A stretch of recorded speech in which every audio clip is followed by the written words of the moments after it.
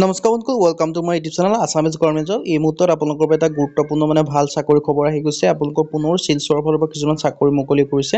এই চাকৰিসমূহকে কেনেদৰে আবেদন কৰিব পাৰিব, লগতে চাকৰিখিনি কি আহিছে, ইয়াৰ কাৰণে অৰ্হতা কিমান হয়, কোৱালিফিকেশ্যন কি হয়, এজ ক্ৰাইটেৰিয়া কি হয়, সকলোখিনি কথা মই আপোনালোকক এই ভিডিঅ' যোগে আলোচনা কৰা হ'ব। যদি ভিডিঅ'টো ভাল পায় ভিডিঅ' লাইক কৰিব, লগতে চেনেলটো ছাবস্ক্ৰাইব কৰি দিব। এনেকুৱা ধৰণৰ ভিডিঅ'বোৰ প্ৰতিদিনে পাই থাকিবৰ বাবে আহক আজি মই ভিডিঅ'টো আৰম্ভ কৰোঁ।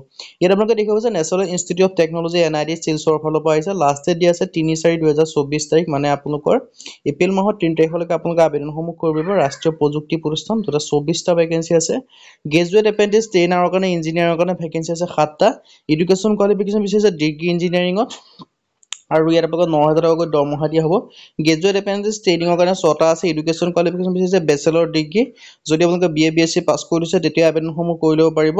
আৰু টেকনিচিয়ান ডিপ্ল'মা এপ্ৰেণ্টিছৰ কাৰণে 11টা আছে। ইয়াৰ কাৰণে ডিপ্ল'মা ইঞ্জিনিয়াৰিঙৰ বিচাৰিছে, আৰু হাই কোৱালিফিকেশ্যন বিচাৰিছে গ্ৰেজুৱেট, আৰু এক্সপিৰিয়েঞ্চো বিচাৰিছে। আৰু এই ভেকেঞ্চিসমূহৰ কাৰণে আবেদন কৰিবলৈ আপোনালোকে লাষ্ট ডেট 3 এপ্ৰিলৰ আগত আপোনালোকে যিটো আপোনালোকৰ NIT শিলচৰৰ অফিচিয়েল ৱেবছাইট আছে, তাৰ অফিচিয়েল ৱেবছাইটত গৈ আপোনালোকে আবেদনসমূহ কৰি ল'ব পাৰিব। যদি ইণ্টাৰেষ্টেড হয় তেনে আপোনালোকে আবেদনসমূহ কৰি ল'ব।